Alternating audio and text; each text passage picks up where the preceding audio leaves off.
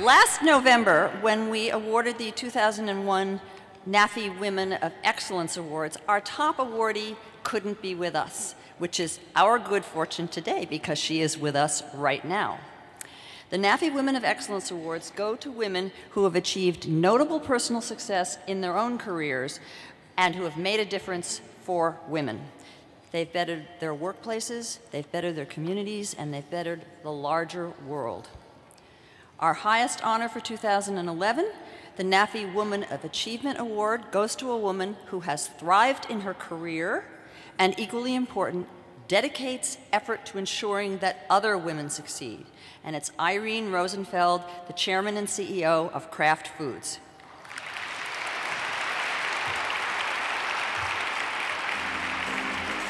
Since Irene became the CEO in 2006, Kraft has excelled as one of NAFE's top companies for executive women. Women are a third of the board and of the executive team. Fortune and Financial Times have both ranked Irene as #1 on their top women in business lists. But Irene is not just muscle. The women at Kraft call her an inspiring role model and a mentor, and they use these words to describe her: humble and accessible.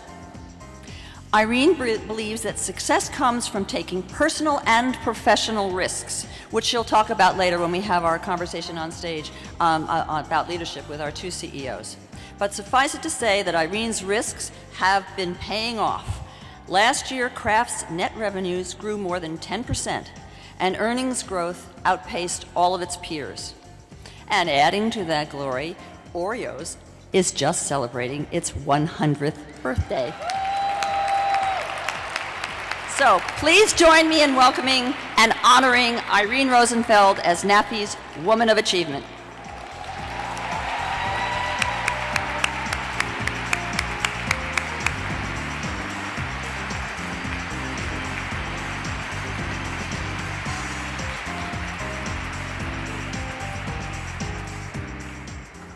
Oh, thank you so very much, both Betty and Carol. I am so honored to accept this award, and I particularly appreciate your willingness to accommodate my schedule.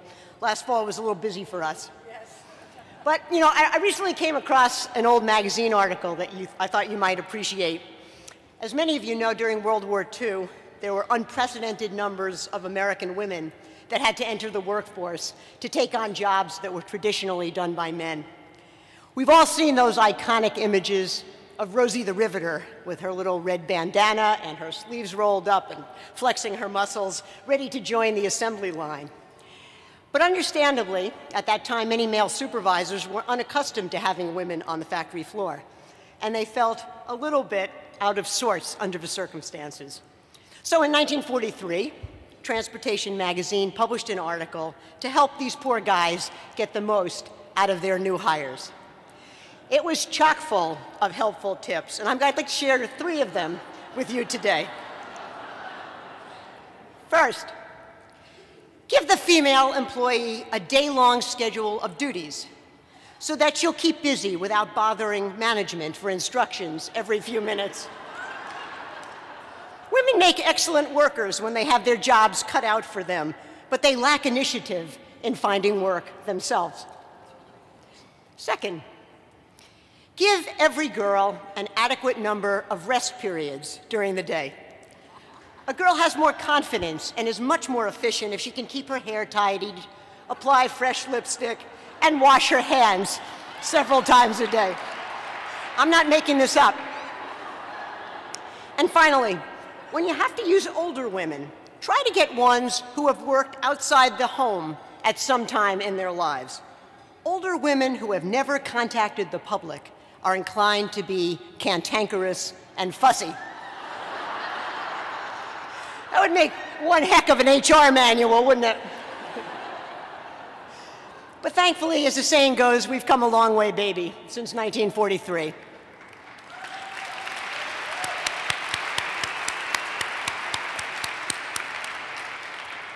In developed countries, we comprise about half of the workforce, and we hold just half of managerial and professional positions.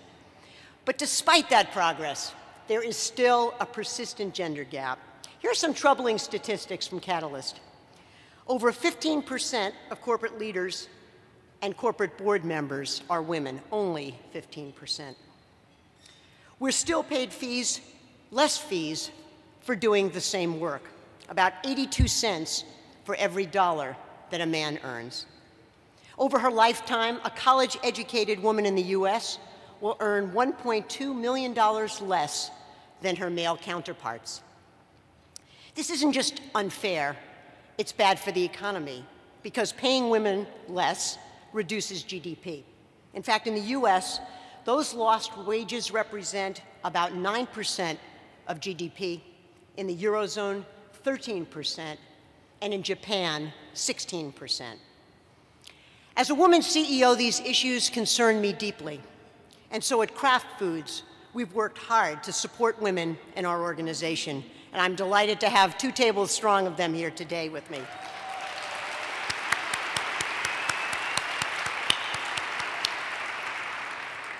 We know that accountability is the key to changing behavior. And so we've linked executive compensation directly to diversity representation. And it's paid off.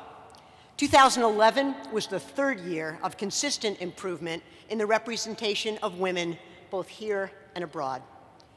Today, women comprise 43% of our salaried workforce and 38% of our worldwide management.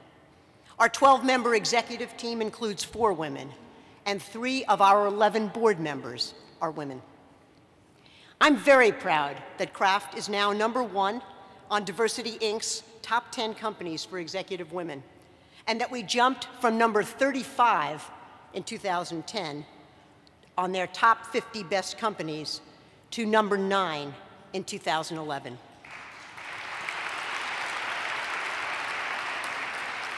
But despite that progress, we still have a lot to do, especially overseas where it's more challenging to attract female talent.